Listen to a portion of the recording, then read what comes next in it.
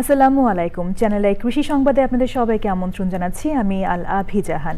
এখনকার এই সংবাদ আয়োজন একই সঙ্গে চ্যানেল আই এর ইউটিউব চ্যানেলে এবং চ্যানেল আই এর ওটিটি প্ল্যাটফর্ম আই স্ক্রিনে লাইভ স্ট্রিম হচ্ছে। অপরিকল্পিত দ্রুত নগরায়নে নগরে নির্মল বাতাস পাওয়া এখন বড় চ্যালেঞ্জ হয়ে দাঁড়িয়েছে, যা মোকাবিলায় কেউ কেউ নিজ ভবনের ছাদে নিচ্ছেন ছাদ কৃষির উদ্যোগ। ঢাকা কুড়িলের জোয়ার সাহারা এলাকায় 10তলা ভবনের ছাদে এমন কৃষি চর্চায় নেমেছেন শাহেরাজ সিরাজি। বিস্তারিত জানাচ্ছেন শাইখ সিরাজ। ঢাকা কুড়িল বিশ্ব রোড সংলগ্ন জনবসতি এলাকা জোয়ার সাহারা। এখানে 10তলার উপরে 5000 বর্গফুট আয়তনে পরিকল্পিতভাবে ছাদ কৃষি করেছেন শাহেরাজ সিরাজি। সুবিস্তৃত এই ছাদে একদিকে উৎপাদন হচ্ছে নানা রকম ফল আর অন্যদিকে সবজি, আম, পেয়ারা, পেঁপে, কাঁচামরিচ, বড়ই, লেবু, সব কিছুই আছে। শাকসবজি সবই হয়, দাঁড়া শাক, তারপরে লাল শাক, বেগুন, কাঁচামরিচ, এগুলো তো আমাদের আর কিনতে হয় না। কৃষির প্রতি গভীর টান থেকে আধুনিক সুরম্য ভবনেও রাখা হয়েছে দেশি মুরগি আর শৌখিন কবুতর পালনের উদ্যোগ। কবুতর আছে এখানে, দেশি মুরগি পালি ডিম খাওয়ার জন্য আর কি। এমনি মাঝে মাঝে আবার আম্মু বাচ্চাও ওটা থেকে বাচ্চা করে। এমন সবুজ স্বপ্ন শুধু উদ্যোক্তাকেই মানসিক প্রশান্তি দিচ্ছে না, নগরের প্রকৃতি সুরক্ষাতেও রাখছে ভূমিকা। ধোঁয়া ধুলা আর দূষণে যখন দম বন্ধ হয়ে যায় এই নগরে, এক বিন্দু বিশুদ্ধ বাতাসের অভাবে নগরবাসী হয়ে যায় অতিষ্ঠ, তখন এই শাহেরাজ সিরাজিদের মতো ছাদ কৃষি উদ্যোক্তারাই সৃষ্টি করেছেন অনন্য অসাধারণ নজির। এই ছাদ কৃষিগুলো যদি আমরা সারা বাংলাদেশের শহর অঞ্চলে ছড়িয়ে দিতে পারি, নিঃসন্দেহে শহরের উত্তাপ অনেকটাই কমিয়ে আনা যাবে। শহর হবে আরো অনেক পরিবেশ বান্ধব। জোয়ার সাহারার সিরাজি সাহেবের ছাদ কৃষি থেকে শাইখ সিরাজ, চ্যানেল আই। প্রিয় দর্শক, এ নিয়ে বিস্তারিত প্রতিবেদন দেখবেন আগামীকাল বেলা 3:05 হৃদয় মাটি ও মানুষের ডাক অনুষ্ঠানে। সুনামগঞ্জে ও উজানে চলতি মাসের 18 তারিখ থেকে এক সপ্তাহের ভারী বৃষ্টির পূর্বাভাস দিয়েছে বন্যা সতর্কীকরণ কেন্দ্র। এ অবস্থায় কৃষকের ধান ঘরে তোলার আগ পর্যন্ত জেলার প্রশাসক, ইউএনও সহ জেলা ও উপজেলা প্রশাসনের কৃষি অফিসের সব কর্মকর্তার ছুটি বাতিল করা হয়েছে। নির্বিঘ্নে ফসল ঘরে তুলতে 80 থেকে 90% ধান পাকলে কৃষকদের ধান কাটার আহ্বান জানিয়েছেন সংশ্লিষ্টরা।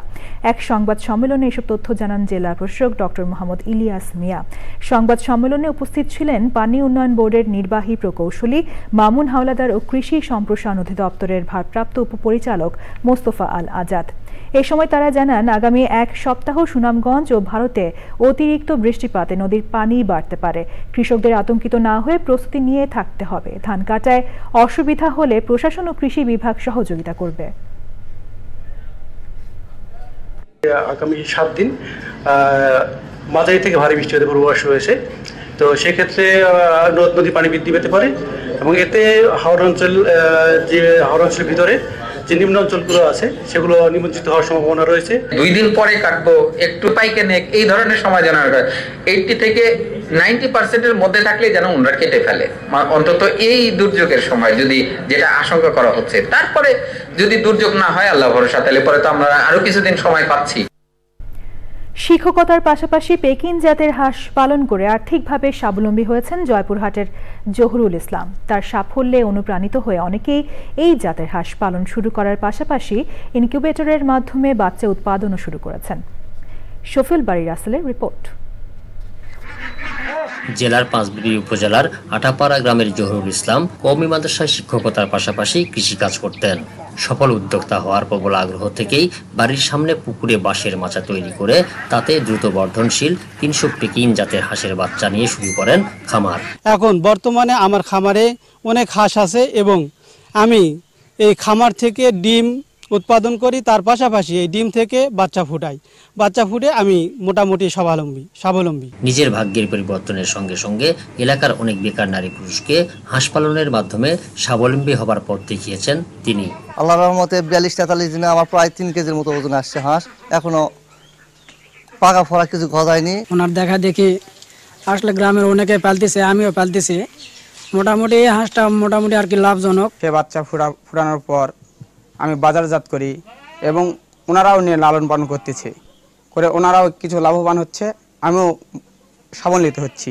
জেলায় এ জাতীয় হাঁসের খামার সম্প্রসারণে কাজ করছে সরকারি বেসরকারি বিভিন্ন প্রতিষ্ঠান। নিরাপদ প্রাণীজ প্রোটিন সরবরাহ করা এটা তো গুরুত্বপূর্ণ ভূমিকা পালন করবে, কারণ এই পেকিং জাতের হাঁস মাত্র 45 দিনে প্রায় 2 কেজির উপরে ওজন আসে। রোগ প্রতিরোধ ক্ষমতাও ভালো, যার কারণে দেখা যায় যে তাদের অসুখ কম হয় এবং মর্টালিটি রেট অনেক কম, প্রায় 2% সর্বোচ্চ।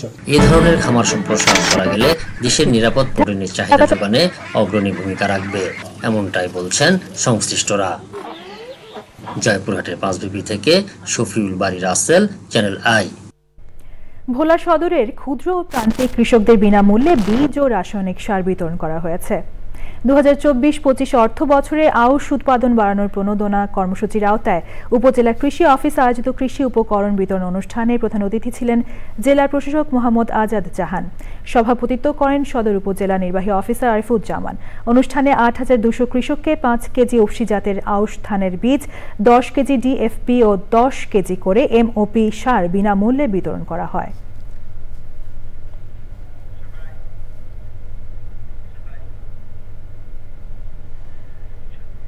চ্যানেল আই কৃষি সংবাদের আজকের আয়োজন এই পর্যন্তই। পরবর্তী সংবাদ আয়োজন দেখার আমন্ত্রণ জানিয়ে শেষ করছি। ধন্যবাদ সবাইকে।